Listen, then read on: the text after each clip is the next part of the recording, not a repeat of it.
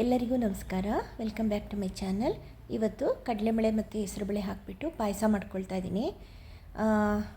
ಅದಕ್ಕೆ ಒಂದು 1/4 ಕಪ್ ಕಡಲೆಬೇಳೆ ಮತ್ತು ಒಂದು 3/4 ಕಪ್ ಹೆಸರುಬೇಳೆ ತೊಗೊಂಡಿದ್ದೀನಿ. ಹೆಸರುಬೇಳೆನ ಹುರಿದಿಟ್ಕೊಂಡಿದ್ದೀನಿ. ಆಮೇಲೆ ದ್ರಾಕ್ಷಿ ಗೋಡಂಬಿ ತುಪ್ಪದಲ್ಲಿ ಹುರಿದು ಹಾಕಲಿಕ್ಕೆ ಲಾಸ್ಟಿಗೆ, ತೆಂಗಿನಕಾಯಿ ಇದು ರುಬ್ಬಕ್ಕೋಸ್ಕರ ಇಟ್ಕೊಂಡಿದ್ರು. ಇದು ತೆಂಗಿನಕಾಯಿ ಚೂರು ನಾನು ಹಾಕ್ಕೊಳ್ತೀನಿ. ಅದು ಮಧ್ಯ ಮಧ್ಯೆ ಸಿಕ್ಕರೆ ಚೆನ್ನಾಗಿರುತ್ತೆ ಅಂತ. ನಿಮ್ಗೆ ಇಷ್ಟ ಇಲ್ಲ ಅಂದರೆ ಹಾಕ್ಕೋಬೇಡಿ.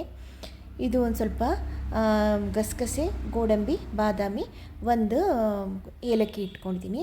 ಗಸಗಸೆ ಮತ್ತು ಬಾದಾಮಿ ಗೋಡಂಬಿನ ಹುರಿದಿಟ್ಕೊಂಡಿದ್ದೀನಿ. ಅದ್ರ ಜೊತೆಗೆ ಕಾಯಿನೂ ಹಾಕಿಬಿಟ್ಟು ಅದನ್ನು ಪೇಸ್ಟ್ ಮಾಡ್ಕೊಳ್ಳೋದು. ನೈಸಾಗಿ ಪೇಸ್ಟ್ ಮಾಡ್ಕೊಂಡು ಬಂದು ಹಾಕೋದು. ಫಸ್ಟು ಕಡಲೆಬೇಳೆನ ಇವಾಗ ಕುಕ್ಕರಲ್ಲಿ ಹಾಕಿಬಿಟ್ಟು ಬೇಯಕ್ಕೆ ಹಾಕೋಣ. ಯಾಕೆಂದರೆ ಅದು ಬೇಯಕ್ಕೆ ಟೈಮ್ ತೊಗೊಳುತ್ತೆ. ಅದಕ್ಕೆ ಅದನ್ನೇ ಫಸ್ಟ್ ಬೇಯಿಸ್ಕೊಳ್ತಾ ಇದ್ದೀನಿ ನಾನು. ಅದು ಬೆಂದಿದೆ ಅಂತ ಆದಮೇಲೆ ಅದಕ್ಕೆ ಹೆಸರುಬೇಳೆ ಹಾಕಿಬಿಟ್ಟು 1 ವಿಷಲ್ ಕೂಗಿಸ್ಕೊಳ್ತೀನಿ.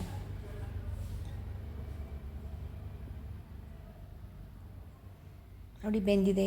ಈಗ ಹೆಸರುಬೇಳೆ ಹಾಕಿಬಿಟ್ಟು 1 ವಿಷಲ್ ಕೂಗಿಸ್ಕೊಳ್ಳೋಣ. ಅದಕ್ಕಿಂತ ಜಾಸ್ತಿ ಕೂಗಿಸ್ಕೋಬಾರ್ದು, ಯಾಕೆಂದರೆ ಹೆಸರುಬೇಳೆ ಬೇಗ ಬೆಂದ್ಕೊಂಡ್ಬಿಡುತ್ತೆ.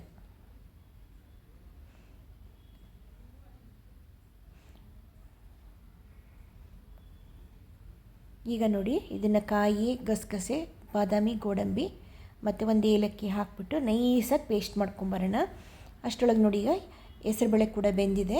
ಅದಕ್ಕೀಗ ನಾನು ಪೀಸ್ ಮಾಡಿ ಇಟ್ಕೊಂಡಿದ್ದೆನಲ್ಲ ಕಾಯಿ, ಅದನ್ನು ಹಾಕ್ಕೊಂಡಿದ್ದೀನಿ. ಅದು ನಂಗೆ ಇಷ್ಟ ಅಂತ ಹಾಕ್ಕೊಳ್ತೀನಿ. ಇಷ್ಟ ಇಲ್ದಿದ್ದರೂ ಅದನ್ನು ಸ್ಕಿಪ್ ಮಾಡ್ಬೋದು. ಅದನ್ನು ಈಗ ರುಬ್ಬಿಟ್ಕೊಂಡಿದ್ವಲ್ಲ ಪೇಸ್ಟು ಕಾಯಿದು, ಅದನ್ನು ಹಾಕ್ಕೊಂಡೆ. ಅದೊಂದು 2 ನಿಮಿಷ ಕುದೀಲಿ. ಈಗ ಹಾಗೆ ಬೆಲ್ಲನ ಈ ಕಡೆ ಕುದಿಯೋಕ್ಕೆ ಇಟ್ಕೊಂಡು ಅದನ್ನು ಈಗ ಕರಗಿಸಿಟ್ಕೊಂಡಿದ್ದೀನಿ. ಆಫ್ ಮಾಡಿದ್ದೀನಿ ಈಗ ಅದನ್ನು ಸೋಸ್ಕೊಂಬಿಡೋಣ. ಡೈರೆಕ್ಟಾಗಿ ನಾನು ಕುಕ್ಕರ್ ಒಳಗೇ ಹಾಕ್ತಾಯಿದ್ದೀನಿ, ಸೋಸ್ಕೊಂಡು ಹಾಕ್ತಾಯಿದ್ದೀನಿ. ಒಂದು 2 ನಿಮಿಷ ಕುದೀಲಿ ಅದು. ಇವಾಗ ನೆಕ್ಸ್ಟ್ ಒಂದು ಅರ್ಧ ಲೋಟ ಹಾಲು ಹಾಕೋಣ.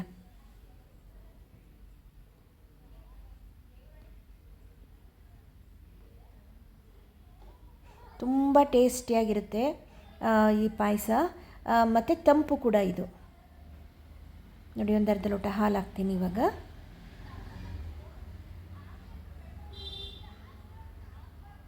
ಈಗ ಒಂಚೂರು ತುಪ್ಪದಲ್ಲೆಲ್ಲ ಕರೆದುಬಿಟ್ಟು ಗೋಡಂಬಿ, ದ್ರಾಕ್ಷಿ ಎರಡನ್ನೂ ಹಾಕ್ತಾಯಿದ್ದೀನಿ. ಈಗ ಪಾಯಸ ರೆಡಿ.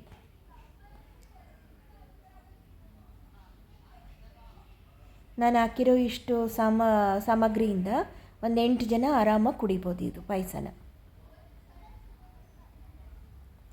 ತುಂಬ ಟೇಸ್ಟಿಯಾಗಿರುತ್ತೆ ಈ ಪಾಯಸ. ನೀವು ಟ್ರೈ ಮಾಡಿ. ಮೋಸ್ಟ್ಲಿ ಎಲ್ಲರ ಮನೇಲೂ ಮಾಡ್ತಾರೆ ಅಂತ ಅಂದ್ಕೊಳ್ತೀನಿ ನಾನು. ನೋಡಿ, ಆಯಿತು, ರೆಡಿ ಆಯಿತು.